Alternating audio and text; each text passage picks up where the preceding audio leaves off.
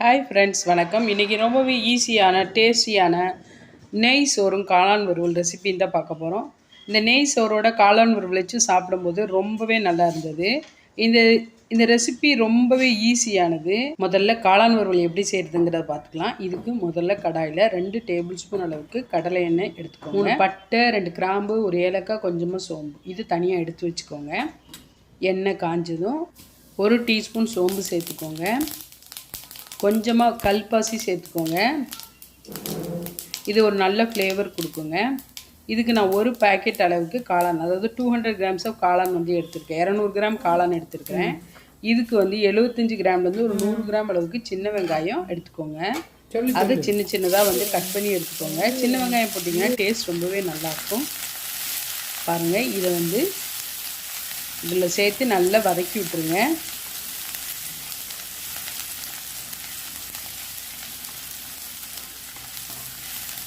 இந்த வெங்காயம் வந்து நல்லா வதங்கினா தான் டேஸ்ட் ரொம்பவே நல்லாயிருக்கும்.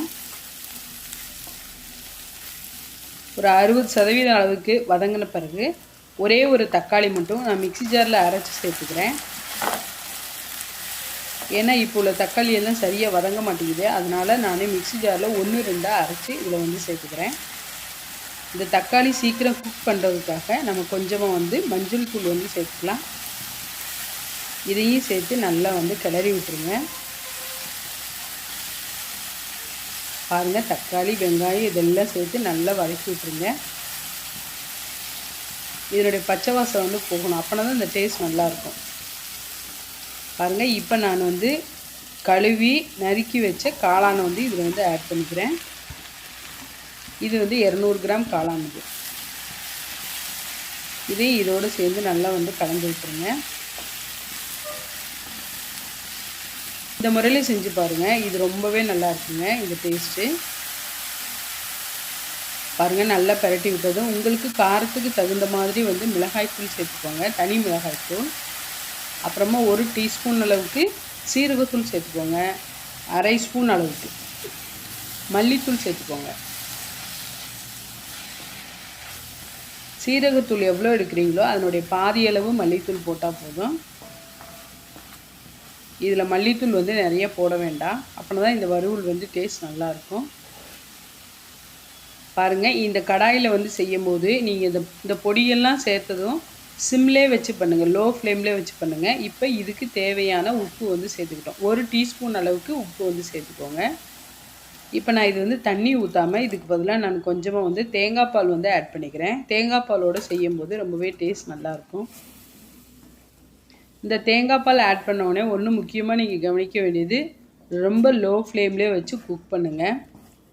அதிகமான ஃப்ளேமில் வச்சு குக் பண்ணிங்க அப்படின்னு சொன்னால் தேங்காய் வந்து நம்ம ஆட் பண்ணியிருக்கிறது அப்படியே வந்து பிரிஞ்சு வந்துடும். தனித்தனியாக அது ஒரு மாதிரி ஆகிடும்.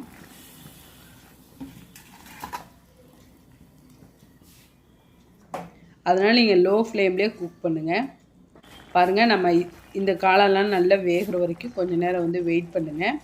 இதுக்குள்ளே நம்ம எடுத்து வச்ச பட்டை, கிராம்பு, ஏலக்காய், சோம்பு இதெல்லாம் இந்த மாதிரி இடி உரலையோ அம்மிக்கல்லையோ வச்சு நல்லா 1-2 வந்து இந்த மாதிரி வந்து நுணுக்கிக்கோங்க.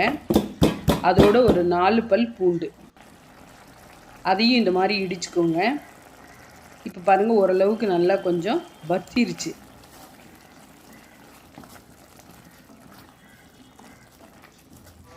பாருங்கள், நம்ம ஆட் பண்ண தேங்காய் பால் எல்லாமே வந்து நல்லா வந்து வத்திருச்சு. நம்ம இந்த ஸ்டேஜில் என்ன பண்ணுறோன்னா, இப்போ வந்து அந்த நுணுக்கி வச்சோம் இல்லைங்களா, அந்த பட்டை, கிராம்பு, ஏலக்காய் இது எல்லாத்தையும் இதில் வந்து ஆட் பண்ண போகிறோம். இதுக்கு வந்து ஒரே 1 டீஸ்பூன் அளவுக்கு நல்லெண்ணெய் ஊற்றிக்கோங்க. இதில் இந்த இடித்து வச்ச மசாலாவை சேர்த்துக்கோங்க.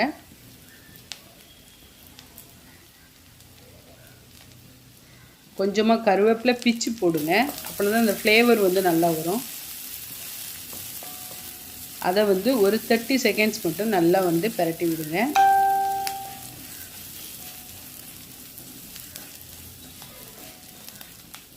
பரட்டி விட்டுட்டு இந்த கலவையை வந்து நம்ம வேக வச்ச காளானோட ஆட் பண்ணிடுங்க. ஆட் பண்ணிவிட்டு நல்லா கலந்து விட்டுருங்க.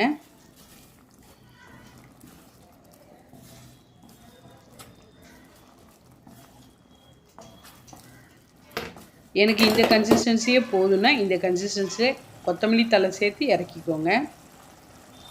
இன்னும் கொஞ்சம் திக்னஸாக வேணும் அப்படின்னு சொன்னால் இன்னும் கொஞ்சம் நேரம் வந்து அடுப்பில் லோ ஃப்ளேம்லேயே வச்சிங்க அப்படின்னு சொன்னால் நல்ல ஓரளவுக்கு செமி கன்சிஸ்டன்சியாக கிடைக்கும். செமி கிரேவி பாருங்கள், இந்த அளவுக்கு எங்களுக்கு போதுமானதாக இருந்துச்சு. இது வந்து டேஸ்ட் ரொம்ப நல்லா. இந்த மாதிரி ஒரு இரும்பு கடாயில் நீங்கள் சமைச்சிங்கன்னா உடனே வந்து அந்த கிரேவியை வேறு பாத்திரத்துக்கு மாற்றிடுங்க, இல்லைன்னா கருப்பாகிடும். இது எல்லாமே நம்ம வீட்டில் உபயோகப்படுத்துகிற ஒரு சிம்பிளான மசாலா வச்சு பண்ணுறது தான்.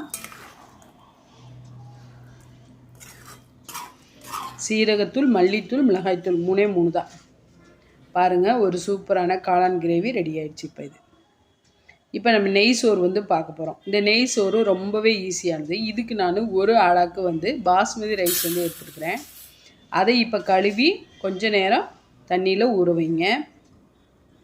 இப்போ நான் இதுக்கு வந்து 2 டேபிள் ஸ்பூன் அளவுக்கு நெய் எடுத்துருக்கேன். அப்புறம் இதுக்கு 3 கிராம்பு, 2 பட்டை, கொஞ்சமாக சோம்பு, அன்னாசிப்பூ 2. சின்னதாக இருக்குன்னா நான் 2 போட்டேன், பெருசாக இருந்தால் நீங்கள் 1 போட்டுக்கோங்க. இதெல்லாம் போட்டு லோ ஃப்ளேம்லேயே வச்சு குக் பண்ணுங்கள். ஏன்னா அந்த பட்டை கிராம்பு இதனுடைய வாசனை வந்து அந்த நெய்யில் வந்து இறங்கணும். இப்போ இதோட வந்து கொஞ்சம் முந்திரி, திராட்சை உங்களுக்கு எந்த அளவுக்கு வேணுமோ அந்த அளவுக்கு நீங்கள் இது வந்து ஆட் பண்ணிக்கலாம். இதை வந்து லைட் ப்ரௌன் கலர் வர வரைக்கும் பிரட்டி விடுங்க. இப்போ நான் 1 இன்ச் அளவுக்கு இஞ்சியை வந்து துருவி வச்சுருக்கேன், அதாவது சீவி வச்சுருக்கிறேன். அதையும் இதோடு ஆட் பண்ணிக்கோங்க. அதாவது சின்ன சின்னதாக வெட்டி போடலாம். நான் வந்து துருவி போட்டுட்டேன், ஏன்னா அது வந்து சாப்பாடோடு நல்ல மரிஞ்சாகிடும். அதுக்காக கொஞ்சமாக கருவேப்பிலை வந்து ஆட் பண்ணுங்கள். இதுக்கு புதினாலாம் தேவையில்லை. இது வந்து டேஸ்ட் ரொம்பவே நல்லாயிருக்கு. பாருங்கள், இதோட ஒரே ஒரு பெரிய வெங்காயம் இப்படி உதிரி உதிரியாக நீல வாக்கில் நறுக்கி உதிரி உதிரியாக எடுத்துக்கோங்க. இதையும் இதோடு சேர்த்து நல்லா வந்து கலந்து விட்டுருங்க.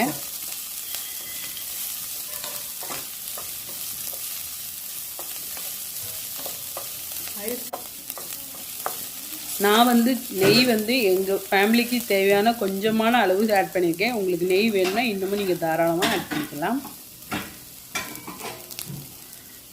பாருங்கள், இப்போ நம்ம தண்ணி வடிச்சு வச்சுருக்கோம் இல்லைங்களா, கழுவி வடிச்சு வச்சுருக்க அரிசி வந்து இது வந்து ஆட் பண்ணுங்கள்.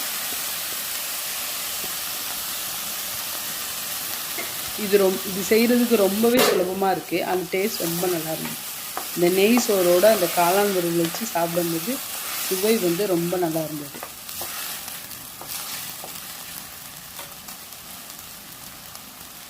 இப்போ இதுக்கு தேவையான உப்பு, இதுக்கு 1 டீஸ்பூன் அளவுக்கு. இப்போ நான் உப்பு வந்து போட தெரியல அப்படின்னு சொன்னால் கொஞ்சமாக உப்பு எடுத்துக்கோங்க. நம்ம ரைஸ் எந்த அளவுக்கு எடுத்துருக்கோமோ அந்த இதில் ஒரு ரவுண்டு சுற்றிட்டிங்கன்னா போதும். இதுவும் ஒன் ஆஃப் த டெக்னிக் வந்து இந்த உப்பு போடுறதுக்கு. இப்போ நான் 1 டம்ளர், அதாவது 1 ஆளாக்கு வந்து அரிசி எடுத்துக்கோங்கன்னா 2 ஆளாக்கு வந்து தண்ணி விட்டுக்கிறேன். இதில் நீங்கள் 2 ஆளாக்கு, ஏன்னா நான் தம்மில் வைக்க போகிறேன், அதனால் நான் 2 டம்ளர் தண்ணி வந்து வச்சுக்கிறேன். நீங்கள் குக்கரில் செய்கிற மாதிரி இருந்தால் நீங்கள் வந்து 1.5 கூட வச்சுக்கலாம். பாருங்கள், இப்போ அரிசி ஓரளவுக்கு பாதி வெந்துருச்சு. வெந்ததும் இந்த மாதிரி ஒரு தவாயில் வச்சு மேலே வந்து மூடி போட்டு ஒரு 10 நிமிஷம் ஸ்லோ ஃப்ளேம்லேயே வச்சுருங்க. பாருங்கள், இப்போ நல்ல உதிரி உதிரியாக வந்துருச்சு. இப்போ நம்ம என்ன பண்ணுறோம், இதை வந்து ஒரு பிளேட் போட்டு இந்த கடாய் வச்சு, அதாவது கனமான பாத்திரம் எது வேணால் வச்சு ஒரு 2லேருந்து ஒரு 3 நிமிஷம் நல்லா மூடி வச்சிட்டிங்க அப்படின்னு சொன்னால் இருக்கிற தண்ணி எல்லாமே நல்லா அப்சர்வ் ஆகிடும். பாருங்கள், இப்போ எல்லாமே உதிரி உதிரியாக சூப்பராக ஒரு நெய் சோறு ரெடி ஆயிடுச்சு. நீங்களும் இந்த ரெசிபியை உங்கள் வீட்டில் ட்ரை பண்ணுங்கள், உங்கள் ஃபேமிலி மெம்பர்ஸோட என்ஜாய் பண்ணுங்கள். இது வரைக்கும் நம்ம சேனலை சப்ஸ்கிரைப் பண்ணலைன்னா சப்ஸ்கிரைப் பண்ணுங்கள். நன்றி, வணக்கம், வாழ்க வளமுடன்.